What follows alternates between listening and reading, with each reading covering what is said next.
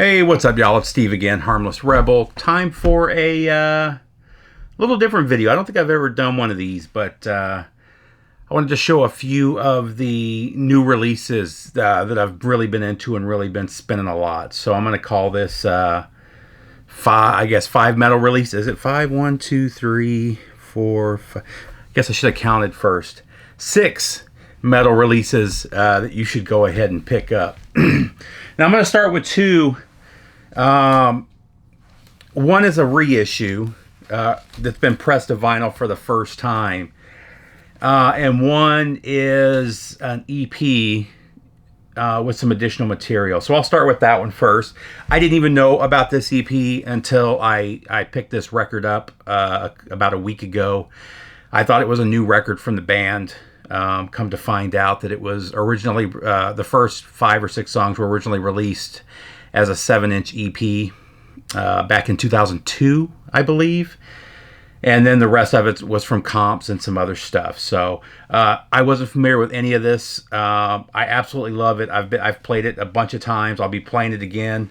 Municipal Waste, Tango and Thrash. This is fantastic. I love the artwork. You got Kurt Russell on here. And all the songs from the original EP are named after Kurt Russell movies. So you've got Escape from New York, Big Trouble in Little China, Captain Ron / Overboard, Backdraft, and then the final song is I guess I lied. The final song on that side is Tango and Thrash, and then you've got Dropped Out, Self Abuse, Minds Are Controlled, and Intervention. I said for that side. This is the early Municipal Waste, so this is more on the punk side. Very good crossover thrash. I absolutely love it. This is probably one of my favorite things that I've been spinning right now. I've been spinning this quite a bit, but highly recommend this one. Like I said, killer artwork, little shot from Big Trouble in Little China. Not just some favorite movies of mine, but fantastic album. Next up, this one was just released. I loved this EP when it came out. I don't know how many of you have heard it, but this is the Melancholy EP from Iced Earth. It's been pressed to vinyl for the first time by Backbreaker Records, and it's fantastic. I love this EP. It was already one of my favorite EPs. I did either a video or a stream last year where we listed all of our favorite EPs, and this was in my top 10.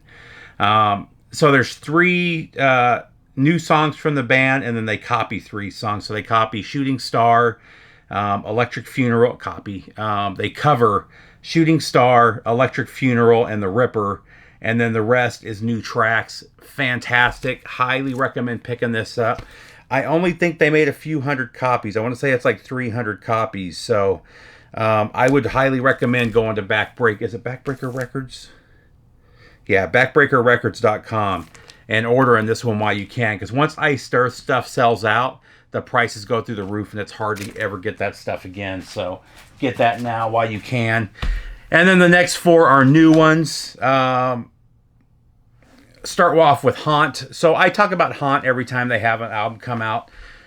Trevor Church has not done me wrong a single time. He puts out a lot of stuff, and it's all fantastic. All of his stuff ends up in my top 20 of the year. For you guys that are into the new wave of traditional heavy metal, Haunt is I would say in the top 10 new wave of traditional heavy metal bands. Just a fantastic job and a fantastic album. This one is called Dreamers. Love it. This is the first time, too, he covers Send Me an Angel, and it's a killer metal cover. I don't remember him ever doing a cover before, but he absolutely kills it on here. You've got the amazing artwork, as always, and just another top-notch release from Trevor Church and company. Now, it looks like he may have used a band for this one. For the longest time, Trevor Church was recording all the instruments. He might have brought in a drummer here and there, but it was pretty much all him. And when you pull out the insert this time, there's a full band shown. So I believe that's the first time I've seen that from Trevor Church, from Haunt. But really killer. Next up, this is a band, 2 bands actually, that I wasn't familiar with. There's a new record store here in the Atlanta area. It's in Marietta, called It's either House Wolf Records or Wolf House Records. I always get it backwards. I can never remember which one it is. I went in there about 2 weekends ago, to check him out, and he recommended that I check out this split. It's called Heavy Psych Sounds, Intercosmic Blues, and the Riffalicious Stoner Dudes. So the two bands here are Gezer and Gezer and Isaac. I had never heard of either band. When he asked if I was familiar with Gezer, I thought he was talking about Gezer Butler. He was like, no, the local band. I guess they're a band from here in Georgia. I'm not sure about Isaac, but this is fantastic. This is really killer stoner rock, psychedelic, hard rock, stoner rock. This one blew me away. I spun it 3 or 4 times. I actually went back to his record store yesterday and got the 2 Gezer albums that he had, the full-length albums. And then he also had another split with Isaac and another band that I grabbed as well. So fantastic artwork too. I love this album cover. But highly recommend checking this one out. This one it was just released a couple months ago. Man, you can't go wrong. I might like Isaac a tiny bit better than Gezer on this split. So I'm really looking forward to listening to the albums and hearing more from both bands. Next up, from the mighty Pallbearer. So if you remember, I did a best of the year 2 years ago, and I believe Pallbearer's last album, I know Pallbearer's last album was my number 1 of the year. I just don't remember if it was 2 years ago or 3 years ago. Pallbearer was one of those bands I knew about for their first couple of albums, but I never got them. And then I was at a local store, and they had their last album. And I wasn't seeing anything else worth checking out, so I went ahead and grabbed it. And I was blown away how good it was. That was a great year, but it was my number 1 for the year. And going back and listening to it, I 100% see why. This album's a little different, still a little bit of that same sound, but there's... I don't know how to describe it, man. These guys are so good. So this is their new album, and it's kind of hard to see. It's called Mind Burns Alive, and there's kind of a shadow of a body in flames. Pretty cool artwork. So, I mean, there's still it's still doom metal, but there's a progressive element to it that I really like. It's also really shoegazy. And man, it hits all the perfect spots. I really dig this one. I'm not sure. I haven't bought a whole lot of new albums this year, so I don't know if I'm going to do a top 20 this year. But, man, if I did, so far, this is way up there. This is probably in my top 3 or 4 of the year. Really, really dig this one. I mean, if shoegazy progressive doom sounds good to you, I would highly recommend checking these guys out. And then last but not least, if you've been watching my channel for a number of years, or for any length of time, you've heard me talk about this band.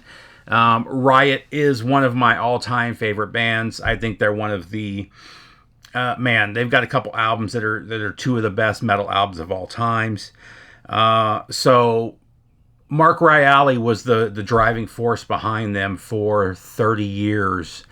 And unfortunately, he died. I guess it's been about a decade now. But he passed away, and the band basically was done after that.